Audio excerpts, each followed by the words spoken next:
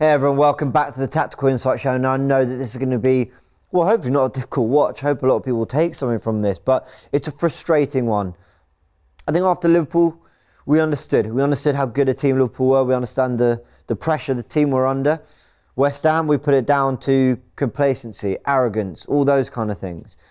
This just feels like a capitulation in a lot of ways. It feels like Arsenal couldn't handle the occasion, and from literally minute one, errors were creeping into the game.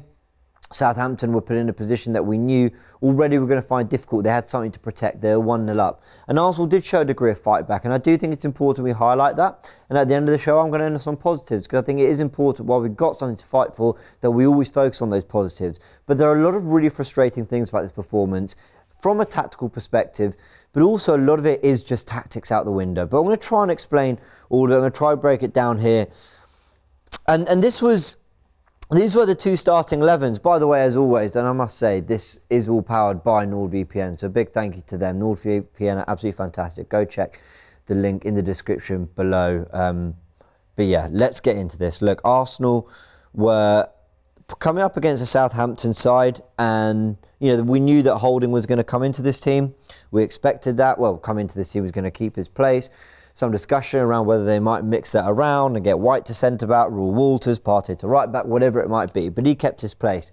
The big thing, though, was that Granit Xhaka being ill meant that Fabio Vieira got a start. And I don't think Fabio Vieira has actually looked particularly good, really, in his kind of very few appearances since that Bournemouth game where he started.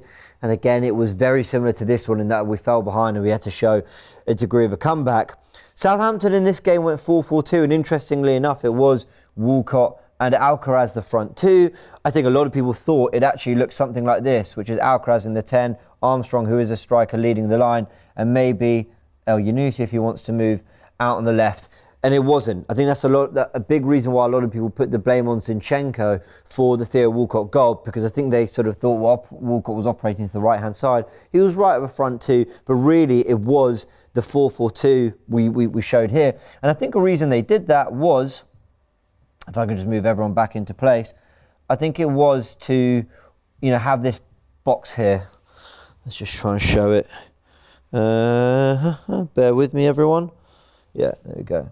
I think it was to have a little bit of a box here and ensure that Partey and Zinchenko couldn't sort of just dictate the play. I think they were quite compact, and they recognised that they had to sort of nullify what Arsenal could do in that area of the pitch and central areas where they can be so dominant. Let's just have a little look at the match stats before we talk about the shape in more detail. 25 shots to Southampton's 8, 6 on target each, 75% of the ball, and an XG of 3.00 with 1.39 to Southampton. Look, of course we had most of the chances. Of course we were going to, have a siege on their goal to a degree, but the reality is that for a lot of that game, we were incredibly frustrating. And I think a big part of the reason why is actually when we were 2-0 down in that first half, I actually thought we had loads of chances. I actually thought we were doing quite well to cause them problems, create a little something. I thought Martinelli looked really bright. Saka cutting it back to Martinelli. I thought that the wingers, Martinelli and Saka, were the ones causing problems. I think Southampton recognised, even though they were 2-1 up at half-time, actually they weren't defending that well. They were conceding a load of opportunities. And that's why I think, with the concussion for Bednarek, Alcaraz comes off. Sorry, with the concussion to Bednarek and Alcaraz coming off, Walcott went up front. Selector came on for Bednarek, and then Lianco came on in that kind of right centre-back position, I believe, or maybe they were the other way around. I'm pretty sure that was the shape. And they went to a back five. I'm pretty sure that was a tactic they actually used in the away leg, where, again, first half we had a lot of joy. We went in 1-0 up. And I think they actually moved to a back three to get their wing-backs high up the pitch. But the minute they did this, I thought Arsenal actually really struggled to create many chances. In response, and a lot of people felt Arteta took too long with his substitutions again, but by the 55th minute, in fairness, he did bring off Fabio Vieira for Trossard, and Trossard came and played in the left of the midfield three, a position that we've actually talked about on this channel before. When we signed him, we wondered whether he could do something in that role. And it's fair to say I thought he looked really bright. In fact, a lot of people already on Twitter are really calling for him to start in some way, shape or form at the Etihad, because he can make things happen. How he fits in for that game in particular, I don't know. I imagine when Xhaka is feeling better, which you think he will be by Wednesday. He's going to come in alongside Partey. But I thought he did have a positive impact to a degree, Trossard. And then Arsenal were looking again to crowd out this area of the pitch. And look, in fairness, Southampton had an answer to most of it, which is frustrating. Obviously, near the end, we did start to, we got 2 late goals at the 88th minute with Odegaard and 90th minute with Saka. And then you're thinking the 8 minutes at a time, there was plenty of opportunity to get back in, to try find a winner, and we nearly found it. And Trossard hit the crossbar, and there were some moments. Thought Nelson looked quite bright when he came on. Nketiah was just being a penalty box presence. I think those changes had a good impact, but largely I think it was too little too late in terms of sort of key players getting on the ball and trying to make things happen. Once we got that second goal, it did feel like actually more chances would come. But again, we're talking from the 88th minute onwards there. Anyway, look, we've got plenty more to talk about when we analyse the 2 Southampton goals in a set. But as always, this show is powered by NordVPN. Go check them out. Enjoy this little thing that they've brought to you here as well. All right, guys, we've all been there. You're based here, wherever you are, and now you've rinsed all your streaming platforms. You need to get a new show to watch, and it's only available here in the US. Now, if you try to do this on your own, there's actually a lot of danger. You could, get slide tackled by some malware, for example, or you could get marked out, as you've got them here. But there's really annoying internet trackers, and there's a whole host of other threats as well on the counter-attack, such as viruses, malicious websites, or even intrusive ads. But when you're teaming up with NordVPN, you can open up a lot of options, as we can see right here. You've got your speed, of course. Guess who's in behind those threats? Because NordVPN is the fastest VPN on the market. The opposition just simply won't be able to keep up with you. And then, of course, you've got your next generation encryption, so they can't even really see you. And let's be honest, actually, for a second, that is a massive advantage already. And it's your multiple devices that we can see here in midfield that are going to benefit from all these things. You've also got strict no-log policies, and at this point, you don't even exist. The opposition would inevitably be thrashed. All these things come together to score you the fresh content that you all want and love. There you go, brilliant goal. You got your 3 points, you got your win. Hit the link to be invincible with NordVPN. And with the AFTV special, you can save even more. Click the link to be invincible.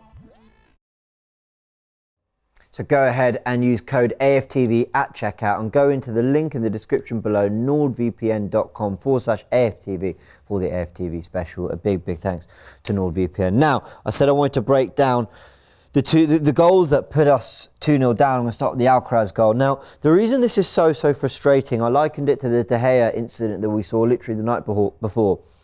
De Gea's got the ball, Maguire's found himself in acres of space, and yeah, there's a little bit of a trap, but in reality, Maguire should be good enough to play out. If you haven't seen the highlights of the Man United game against Sevilla, fair enough. A lot of you will be Arsenal fans, and I understand that.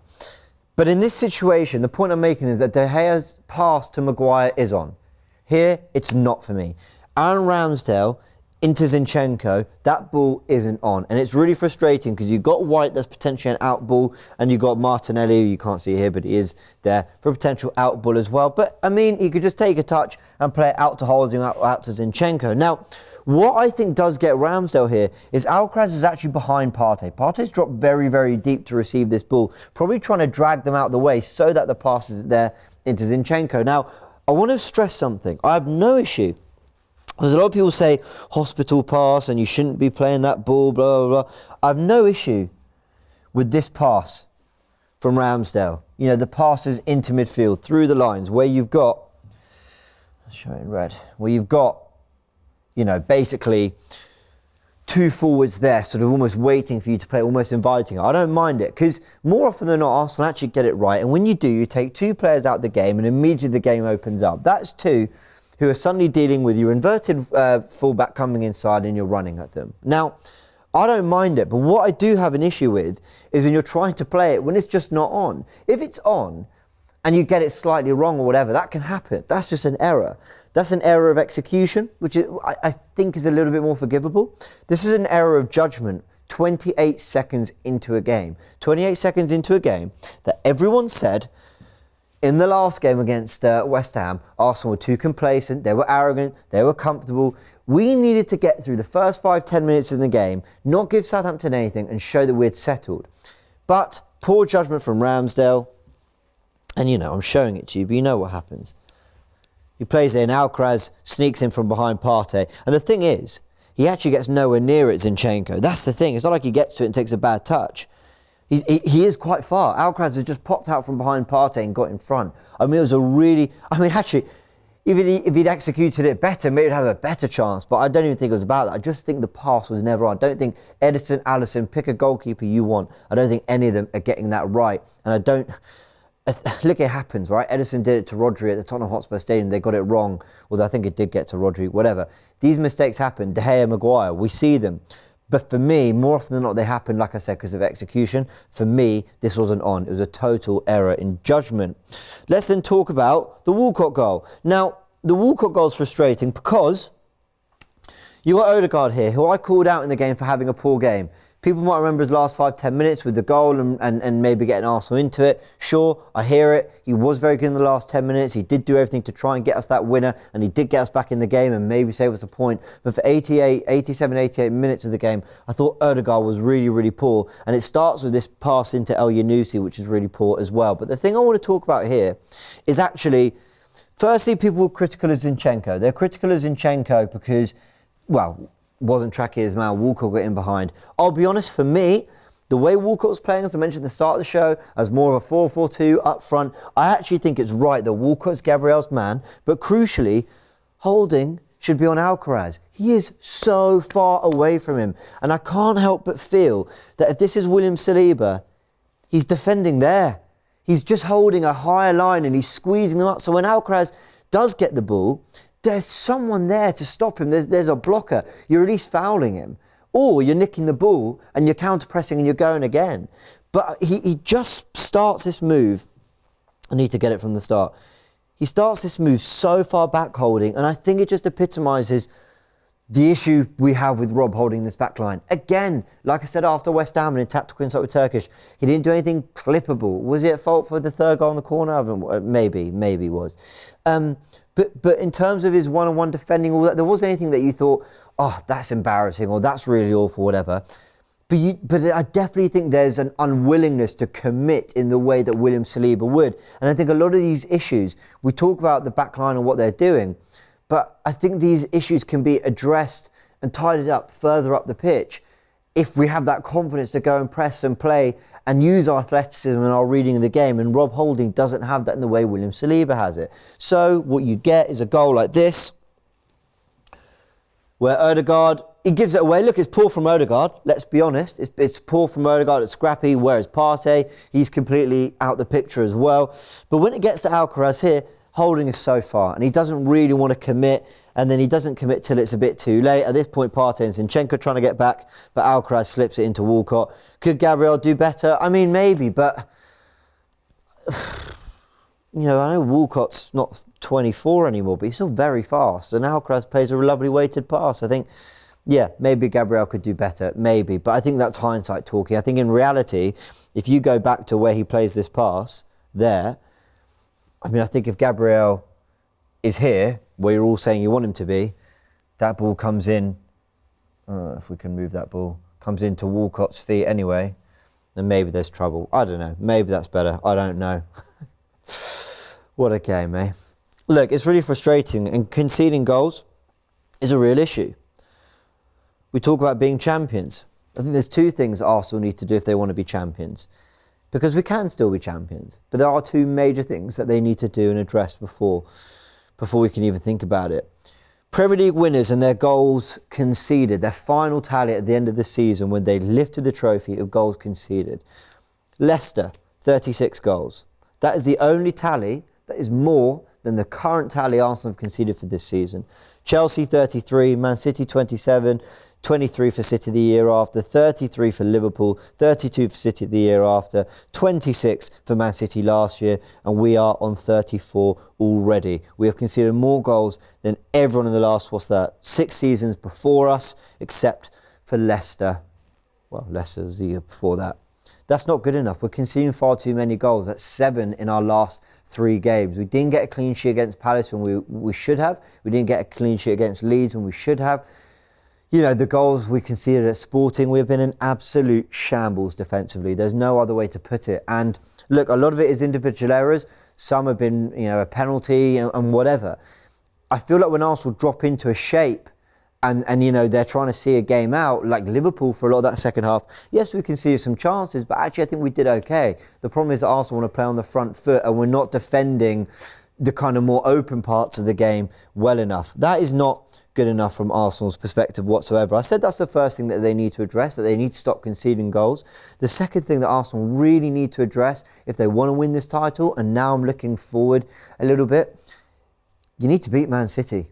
I don't believe you can win this Premier League title with a defeat against them in the FA Cup, a defeat against them at home at the Emirates, and a defeat against them at the Etihad. Do you really deserve to be champions? You can be. And hey, if you get the more points than them at the end of the season, then you are champions. If we get a draw and, you know, they slip up once and we win the rest of our games, we will be champions. That could happen. But I think Arsenal need to overcome that mental barrier, that almost sense of, do we really deserve this? Are we a team that can actually go toe-to-toe with them? Going toe-to-toe doesn't mean pressing, attacking and all that. It means deploying a game plan on the day, sticking to it, playing the way you want to play and coming out with a win. If you can do that, then I think that will start to just energise the team and make them really believe that they can get over the line and do this. And I do think City still have some other tricky games. They've got their games in hands to win. You know, as things stand, we're still 5 points ahead of them. Of course, they've got their job to do and everyone's expecting them to do it. But I do think Arsenal need to show something in that one-on-one battle with Manchester City. I wonder when the last time a team won the title without beating last season's champions was. When was the last time a team has done that? I'll let you answer it in the comment section if you know. All right, let's end on some final points and some positives.